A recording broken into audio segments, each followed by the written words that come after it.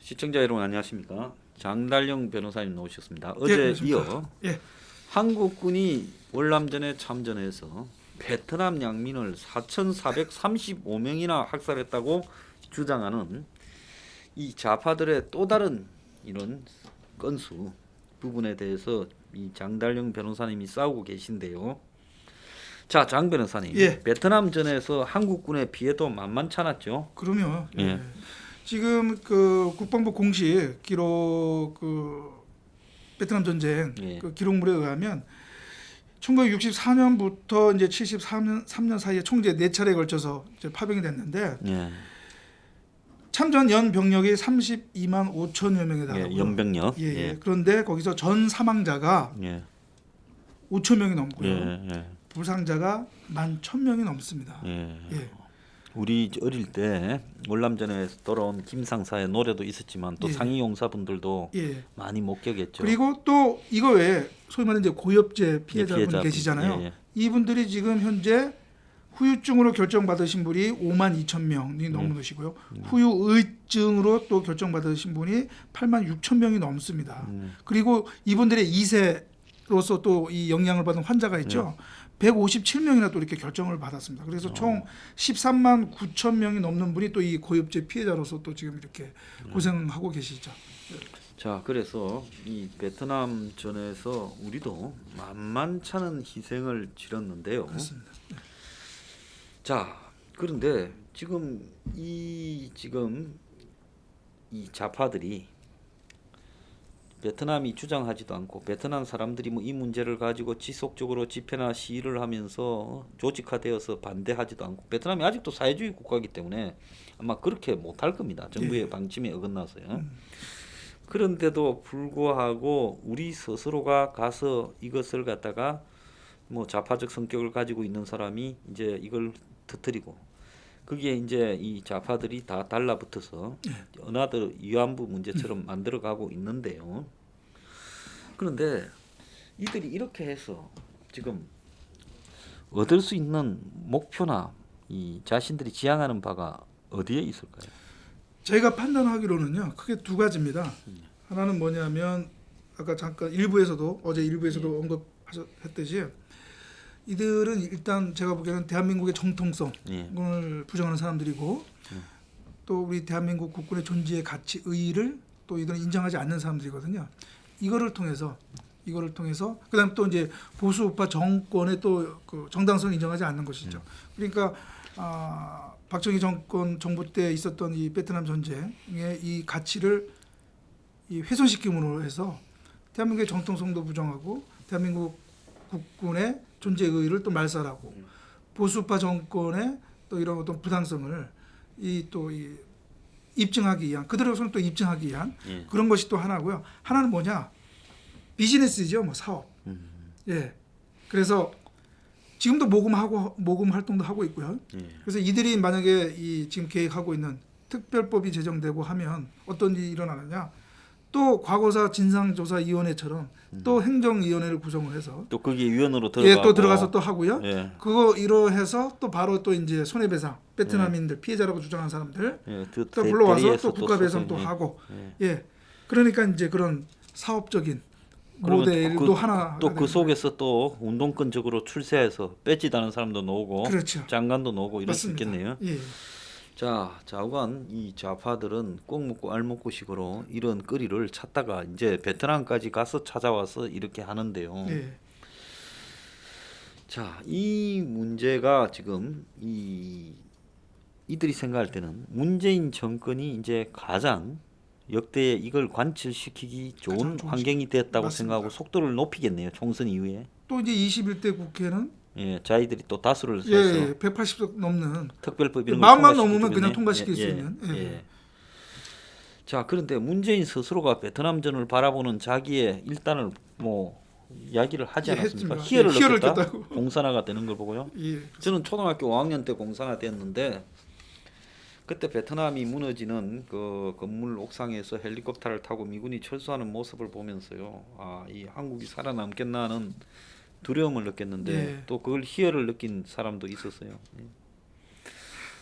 자, 그래서 지금 이 문제와 관련해서 이 지금 좌파들이 더 이 문제를 확산시켜서 이걸 또 트랙 위에 올려놓고 예. 이걸 만약에 보상을 해주려면 아마 지금 4,400 아까 35명이라지만 예, 예. 이게 이제 보상이 현실화되면 걷잡을 수 없게 또 예?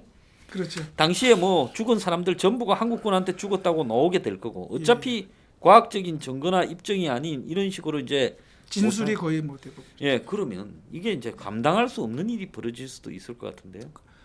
바로 사실 어떻게 보면 우리 노무현 정부 들어와서 진실과 화해를 위한 뭐 과거사 진상조사를 한다고 해서 특별법도 제정했고 예. 진상조사위원회도 구성을 해서 다 했지 않습니까? 그 이들이 왜 특별법을 이제 이번 베트남 전쟁과 관련해서도 특별법을 제정해서 위원회를 구성하고자 하는 것이 바로 그 과거사 진상조사위원회 구성하고 특별법 제정하고 똑같은 목적이 있습니다. 의도하는 게 있습니다. 뭐냐면 일단은 이것이 상당한 기간이 지났기 때문에 법적으로 예를 들어서 과거사도 그렇고 이 베트남 전쟁도 그렇고 이 손해배상, 국가배상을 하더라도 소멸시효가 있기 때문에 이게 법적으로는 받아들이기가 쉽지는 않습니다. 그런데 바로 그러한 법적인 허들을 무너뜨리기 위해서 바로 특별법을 제정을 해서 그 소멸시효에 상관없이 받을 수 있게 또 하는 거고요. 그 다음에 소송에서는 또 뭐가 중요합니까? 입증이 돼야 되잖아요. 입증이 돼야 되겠죠. 그런데 사실 이게 기간도 상당하고 과거사 진상조사도 마찬가지입니다. 입증이 쉽지는 않죠. 그런데 이러한 입증의 또 허들을 허물기 위해서는 어떻게 하느냐? 바로 그 특별법에서 그런 조항을 두는 겁니다. 과거사 그 법도 그랬습니다. 과거사 진상조사위원회라고 하는 민간인들이 주도하는 그 위원회에서 조사를 해서 결과를 내면 그 결과에 법원을 포함한 국가기관은 그걸 존중하도록 해놨기 때문에 법원에서도 이른바 일반 원칙에 따른 입증 원칙에 의해서 하는 것이 아니라 그 진상조사위원회의 조사 결과 그대로 인정하는 판결을 내리는 거죠. 이들이 특별법을 제정을 해서 이런 조사위원회를 구성하고 하고자 하는 것이 바로 이것 때문에 그런 것입니다. 그러면 한국군이 9년 동안에 연인원으로 33만 명이 가 있었는데 그렇게 가 있던 한국군 주둔지 옆에서 이제 그 동선을 따라 수많은 이제 만약에 이게 일이 될 것 같으면 지금 뭐 또 브로커들도 많이 생기겠죠. 수많은 이제 피해 사례들이 접수가 되기 시작할 거고 이제 감당이 되지 못하는 상황이 벌어질 건데 우리가 그동안에 베트남을 이렇게 바라보면서 뭐 과거를 잊고 서로 잘 지낸다 이러다가 이번에 코로나 때 보면 깜짝 놀랄 일이 하나 벌어졌잖아요. 그렇죠. 박항서 뭐 감독이니 어쩌니 하면서 베트남이 한국의 삼성이니 하면서 한국과는 아주 과거를 넘어서서 친하다 이랬는데 코로나 때 한국이 조금 확진자가 대구 경북에서 생기니까 그때 베트남이 막 이 한국의 기업인들까지도 냉정하게 문을 닫고 이런 모습을 혐한 분위기를 조성하지 않았습니까? 그래서 이제 그런 거를 이렇게 본다면 이 문제를 잘못 인정하게 되면 베트남이 한국에 대해서 마치 뭐라고 할까요? 채권자처럼 이렇게 돌변하면서 한국의 이 기업들한테도 굉장한 영향을 미칠 수 있고 앞으로 이 한 베트남 관계에서도 좀 치명적인 일이 발생할 수도 있지 않겠습니까? 그렇죠. 이거 그러니까 지금 위안부를 우리가 보면 알 수가 있지 않습니까? 일본하고 관계가 그로 인해서 한일 간에 또 국가 간에 정부 간에 갈등, 또 거기에 더해서 또 국민들 간에 또 갈등. 이게 얼마나 심했지 않습니까? 심하지 않습니까? 심지어는 뭐 지금 우리 한국에 있는 대사관에 영사관에 앞에 가서 위안부 소녀상 설치해 놓고 또 매주 시위하고 네, 수요 또 집회. 그것도 반대하는 또 시위 열고 네. 얼마나 이게 정말 사회적인 어떻게 뭐라 그럴까 낭비라고 할 수밖에 없지 않겠습니까? 네. 만약에 하게 되면 베트남 전쟁 하게 되면 또 그런 일이 일어나지 않는다고 우리가 얘기할 수 있겠습니까? 또 근데 이 프랑스가 베트남을 100여 년간 이렇게 예, 하다가 예. 지배를 했지 예, 않습니까? 그렇습니다. 그래서 인도차이나 반도를 프랑스가 다 식민지로 삼았고 또 과거에 보면 네덜란드는 인도네시아나 이런 데다 식민지, 예. 영국은 말레이 반도를 식민지 예. 이렇게 다 했잖아요. 예. 그래서 식민지의 시대 때 당연히 식민지에 따르는 착취와 학살이나 이런 지배 이런 문제가 전 세계에 있지 않았겠습니까? 예. 근데 지금 프랑스가 베트남의 식민지 지배 또 이후에 이제 2차 대전 이후에도 계속 그 베트남에 대해 프랑스가 기득권을 유지하려다가 그렇죠. DMBF 전투에서 그래서 패배해서 대패를 해서 가지고 예. 이제 그 당시 약화된 프랑스의 전투 역량으로는 지배가 불가능하니까 예. 후퇴한 거 아닙니까? 그렇습니다. 그렇다고 프랑스가 과거사를 사과하고 어쩌고 막 이렇게 하면서 학살에 대한 보상 이런 이야기가 나옵니까? 들어보지는 못했는데 그 역사의 일부로 예, 흘러간 예, 거라고 예, 봐요. 그렇습니다. 예. 그래서 과거 식민지 사회에 대해서 이렇게 이제 끄집어내어서 따지기 시작하면 역사를 어디까지 올라가서 서로 간에 잘못을 까지야 되느냐. 그러니까 그러면 식민지 지배를 당했던 아프리카나 아시아나 중남미의 나라들은 대부분이 다 들고 일어나 가지고 이제 당시에 제국주의 국가들을 하고 원수로 지내야 되냐 배상을 하고. 그래서 왜 우리만 이렇게 자기 혐오와 자기 뭐라고 할까요? 부정? 학대, 자기 부정에 부정? 빠져 있을까요? 그러니까 저 바로 이것을 지금 주도하는 사람들의 예, 마인드, 그들의 성향, 예, 저는 그것이 이제 기본 바탕에 있다는 것이죠. 예, 그러니까 우리가 일반적인 상식을 가진 합리적인 상식을 가진 사람이라면 가면 이제 그런 생각을 안 하죠. 예, 미래지향적으로 예. 생각하고 그런데 이것을 주도하는 사람들은 과거지향적이고 예. 미국만 해도 존슨 대통령이 미국을 뭐 위대한 사회로 만든다고 흑인 인권도 향상시키고 하지만은 예, 베트남전에 제일 개입을 많이 한 사람이 존슨이지 않습니까? 그렇죠. 예. 케네디 때부터 시작했어요. 예, 예. 오히려 닉슨이 베트남에 빠져나가려고 했죠. 그렇죠. 그런데 그거 케네디나 존슨을 가지고 베트남전 개입을 미국이 역사적 책임을 묻거나 미군의 잘못을 가지고 미군을 폐마하거나 이러지 않지 이렇지 않습니까? 않죠. 예. 그러니까 기본적으로 이 베트남 전쟁에 우리 한국 파병은 우리가 무슨 뭐 미국의 뭐 용병으로 간 것도 아니고 이 미국에 와 있는 한국에 와 있는 미군은 한국의 용병으로 온 겁니다. 예, 그리고 이 기록에 처음에 제 65년 5년에 이제 제 1차 파병이 일어나게 되는데요. 이동 외과병원, 예. 그다음에 이 태권도 이제 예. 교관들 할 때 이 제가 그때 이제 국회 파견 동의안 자료를 보니까 베트남 정부에서 파견을 요청하는 국무총리인가 그게 첨부가 돼요. 그러니까 우리가 뭐 무슨 미군의 무슨 뭐 강요해서 간 게 아니라 예. 남베트남 정부도 정식으로 우리에게 요청을 했기 때문에 우리가 그래도 6.25 전쟁에 우리가 또 국제사회로 또 도움을 받았고 그다음에 또 그런 어떤 경제적인 또 상황을 고려해서 우리도 그러한 우리 나름대로 판단에 의해서 우리가 한 거거든요. 그러니까 이것을 무슨 뭐 제국주의의 뭐 용병으로 저거 했다고 하는 것은 기본적인 그러니까 그런 어떤 마인드 상식이 말하는 것이죠. 이 베트남에요. 호주군하고 뉴질랜드군이 합동으로 사실상 부대를 유지하면서 전투를 많이 했어요. 예, 맞습니다. 예. 그래서 호주군이 베트남에서 뭐 엄청나게 오랫동안 전투를 치렀어요. 예. 그러면 호주는 베트남에 왜 갔습니까? 미국의 용병으로 갔습니까? 갔네. 예. 그래서 베트남 전쟁에서 그 호주군이 그 롱탄 전투라고 해가 그거 영화도 얼마 전에 나왔어요. 호주하고 뉴질랜드 합동군이 그야말로 이제 베트남에서 이렇게 이 베트콩을 상대로 이제 대병력과 맞서서 싸워서 이제 이긴 전투인데 그래서 그런 어떤 이 전투를 가지고 오히려 베트남에 가서 기념식을 하겠다니까 베트남 정부가 이제 이 기념식을 처음에는 허락했다가 나중에는 이제 취소해가 네. 베트남과 호주 간의 관계가 나빠짐. 음. 그러니까 현장에 가가지고 우리가 성전한 음. 이 이제 기념식을 치르겠다. 그래서 참전 용사나 이런 사람들이 베트남하고 그 호주하고 뉴질랜드에서 베트남에 가서 1,000여 명이 행사하겠다는. 예, 예. 자, 이런 나라들은 자기들이 그 성전한 부분을 베트남에 가서 자랑스러운 기념식을 치르겠다. 그러니까 베트남 정부가 좀 불쾌하게 생각하니까 그럼 조용히 할게. 그래서 합의가 됐는데 그래서, 나중에 베트남이 이제 곤란하다. 이래가지고 이제 격전지를 둘러보는 걸로 해줬단 말이에요. 예, 예.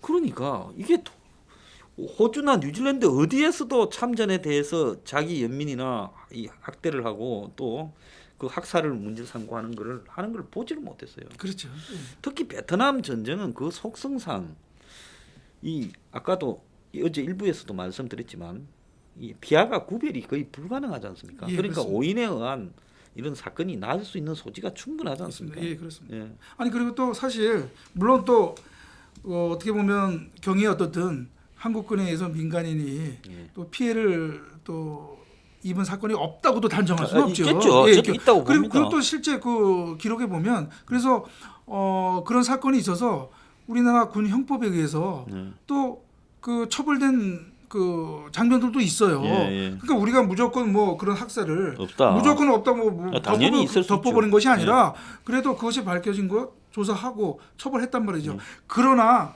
지금 이들이 주장하는 것처럼 무슨 무고한 양민을 대학살하고 했다고 하는 것은 지금 공식적으로 확인된 것도 없고 아무것도 없다는 얘기죠. 그런데도 불구하고 이들이 그냥 피해자의 진술이라든가 그것을 근거로 해서 이렇게 이것이 사실인 양 단정하는 거 이것은 자기 학대, 자기 부정이라고밖에 할 수가 없는 거죠. 그러니까 전쟁에서 가서 동료가 죽고 하니까 이제 화가 나서 이성을 참지 못하고 죽느냐 사느냐니까 예. 남아 있는 사람한테 분풀이로 그런 부분을 한 부분이 있어요. 그거는 뭐 베트남뿐만 아니라 모든 전쟁은 다 전쟁에서 그렇죠. 다 수반되는 문제예요. 예, 예. 그래서 그런 사례가 있었다 하더라도 그런 부분에 대해서 지금 세월이 이만큼 지난 상황에서 그 부분을 이야기하자면 역으로 한국군은 양민으로 위장한 베트콩한테 피해당은 많이. 피해 당해서 5천 몇백 명이나 죽는 동안에 그렇게 죽은 사람이 없겠습니까? 그렇습니다. 그렇기 때문에 그건 그냥 그대로의 문제로 가야 되는 거예요. 그렇습니다. 여기에 역사적 진실을 규명하겠다고 지금 그 전쟁이 끝난 지가 이제 60년쯤 됐는데 60년 만에 그걸 규명하겠다고 하는 게 이게 옳은 것이냐. 그러니까 기록에 의하면 네. 그 우리 한국군의 대민 지원이라든가 이제 평소 전투 이외에 예. 그런 어떤 또그 민간인들에게 많이 그러니까 민간인들 우리 한국군 입장에서는 민간으로 봐서 예. 뭐 예를 들어 식량을 지원한다든가 예. 그런 활동을 많이 했는데 그런 사람들이 예. 다가와서 오히려 예. 폭탄을 자폭한다든가 예. 그런 경우가 많았다고 하더라고요. 그러니까 우리 한국군 입장에서는 얼마나 혼란스러웠겠습니까? 예, 그런데 지금 여기에 보면 이제 좌파들이 한국군의 베트남 민간인 학살, 생존자의 국가 배상 청구 소송 제기를 환영한다. 이렇게 이제 글을 올린 인간들이 있어요. 예. 참 웃기고 자빠졌습니다. 그 다음에 또 뒤져서 찾아보면 한국군의 성폭행 당한 피해자들이 아직 사과를 못 받았다. 그 다음에 이 이제 그런 것들이 쭉 나오는데 이 소련군이 독일에 쳐들어갔을 때 아이고. 독일 여자들 중에 예. 소련 점령지에서 보인 사람 중에 강간을 안 당한 사람이 거의 없을 정도로 다 당했습니다. 자, 그런데 소련군이 거기 독일 여자를 강간한 데 대해서 역사적으로 이렇게 사과를 했냐? 들어보지 못했는데. 들어보죠. 예. 그래서 이 한국군이 마치 살인마 집단이거나 강간범 집단인 것처럼 이야기를 하는 이 태도들 이거 딱 좀 정말 문제가 있지 않습니까? 아니 그리고 만약에 정말 그런 사실이 있고 그러면 그건 법적인 그런 절차를 밟아서 예. 하면 됩니다. 예. 그런데 확인되지도 않는 그런 것들을 그것이 사실이냐 예. 증거이냐 예. 내세우면서 그것을 사실인 것으로 단정하는 것은 정말 네. 문제가 아닐 수가 없다는 것이죠. 네. 그 문제가 거기에 있는 것입니다. 이게 위안부와 같이 이거 완전히 그냥 국민의 어떤 여론, 감정 이것을 그냥 부추겨 가지고 이것을 또 하나의 사업거리로 만들어서 예. 이 하겠다는 거. 이거 보면은 이 사람들의 이 계획에 따르면 이게 1, 2년으로 끝날 게 아닙니다. 근데 이게 몇 수십 년에 걸쳐서 또 이들이 또 그러겠죠. 이렇게 하겠다는 겁니다. 그때 당시에 보면 베트남의 농촌 마을에는 이제 낮에는 월남군, 그죠. 예, 예. 밤에는 밤에는 월명군 빼도- 예, 해서 예. 협조하는 예, 그런 부분이 굉장히 많았어요. 예, 그렇습니다. 그렇기 때문에 이제 낮에 부대를 지나가면 그냥 환영하는 척 웃다가 뒤에서 뭐 그 이제 이 땅굴에서 예. 무기 갖고 와가지고 쏴대면서 그래서 아마 한국군은 베트남 사람을 보면 이걸 이게 정말 뭐 뭔가 일인지 정말 아주 그냥 예. 굉장히 혼돈스럽고 겁이 났을 거예요. 예, 자, 그런데 이제 그래서 결국은 당할 만큼 당하면 마을에 진입해서 가택 수색해서 여기저기 뒤져서 무기부터 찾아내고 이제 양민인 척 이제 가면을 쓴 베트콩을 구별을 해내다가 예. 이제 거기서 저항하거나 도망가는 사람을 체포하거나 이렇게 사살했을 수가 있지요. 예. 근데 이거를 갖다가 이제 양민 학살 양민 학살이라고 예, 예, 하면 하면 거기는 아마 이 민간 마을에 작전이 들어간 베트남 전쟁은요. 우리가 이 전선이 따로 없는 거죠. 예, 그러니까 오늘은 어떤 마을에 있어서 베트콩을 색출해낸다. 이게 전쟁입니다. 전선이 따로 무슨 대립이 있는 게 아니에요. 그렇게 되면 이제 치고 빠지고 하면서 숨어서 총을 쏴서 몇 명이 죽고 나면 저 마을을 오늘 수색한다. 그래서 잡아낸다. 베트콩 이렇게 간 거거든요. 그렇죠. 예. 그러면 그렇게 뒤지다가 보면 이제 이 충돌이나 저항이 발생할 거고 그러면 이제 총력전이 벌어질 수도 있는데 이걸 가지고 지금 이 한국의 친북, 종북 좌파 세력들이 들고 일어나서 사과해야 된다고 하는 이런 부분은요. 이거는 그야말로 우리가 절대 용납해서는 안 된다. 이거는 우리 국가와 국민에 대한 일종의 명예훼손이라고 봅니다. 그래서 이제 이것을 과연 이제 우리가 이걸 어떻게 이제 막아내야 될 것인가. 저는 이게 이제 중요하다고 생각을 합니다. 예. 예. 그래서 이제 제가 보기에는 21대 국회에서는 예. 이 베트남 특별법을 또 이제 발의할 것으로 예. 이제 분명해 보이거든요. 예. 그럼 과연 이제 지금의 보수 야당이 예. 과연 이것을 막아낼 수 있겠는가 예. 좀 걱정이 되기도 하고요. 예. 그다음에 또 우리 보수파에 있던 사회 세력이 예. 이것도 과연 제대로 예. 대처를 할 수 있겠는가 예. 조금 또 걱정이 되기도 하고요. 예. 그래서 오늘 이제 제가 또 어제 오늘 방송을 통해서 예. 이것을 여러분들에게 알려드리고 미리 이제 어떻게 보면 예. 준비를 하시라 이렇게 예. 하는 거죠. 뭐. 자, 자국 국민들이 자국을 지키려고 노력도 별로 하지 않는 나라에 가서 그때는 베트남의 이 민도라는 거는 행편이 없었습니다. 그러겠죠.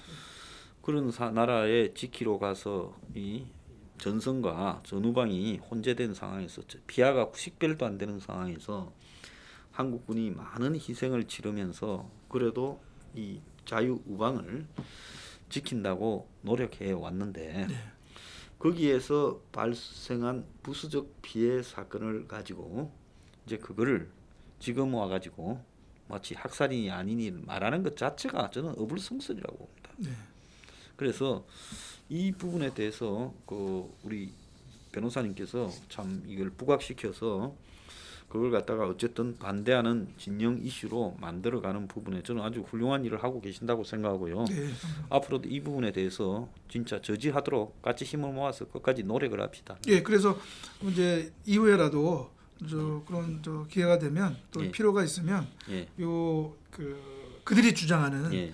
그 선동의 예. 그 팩트를 체크하고 예. 그들의 그런 거짓을 예. 또 발가벗겨 버리는 예. 또 그런 또 방송을 또 제가 또 하겠습니다.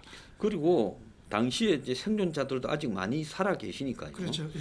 저희들이 주장하는 학살 사건에 대한 하나의 어떤 특정 지역을 네. 이렇게 해가지고 거기서 한국군 누군가가 죽였다 이렇게 놓을 수 있지 않겠습니까? 그렇겠죠. 예.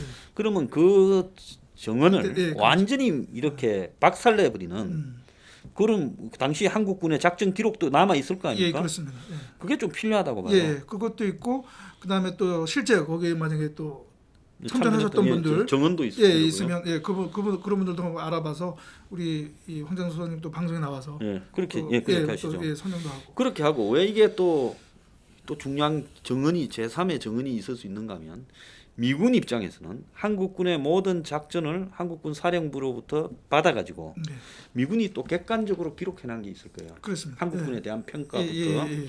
그래서 만약에 저 사람들이 특정 지역에서 학살이 있었다고 주장을 하면 이제 그 부분에 대한 한국군의 기록도 찾아봐야 되지만 예. 미군의 기록을 찾아보면 예. 아마 미군은 뭐 그때는 한국군을 좀 얇았으니까 특별히 뭐 이렇게 잘 기록하기보다는 굉장히 객관적으로 진술했을 가능성이 크죠. 예, 그렇습니다. 그렇기 때문에 미군의 기록들이 또 보관돼 있을 거니까 그걸 찾아보면 예. 입증이 될 수 있다고 봐요. 예. 예. 아무튼 뭐 그런 다방면에 예. 그런 그 노력이 필요하고요. 예. 이 우리가 위안부에 있어서는 우리가 어떻게 보면 예. 당했다고 볼 수가 있는 거죠. 예. 그러나 이제 제2의 위안부라고 할 수 있는 이 베트남 전쟁과 관련해서는 예.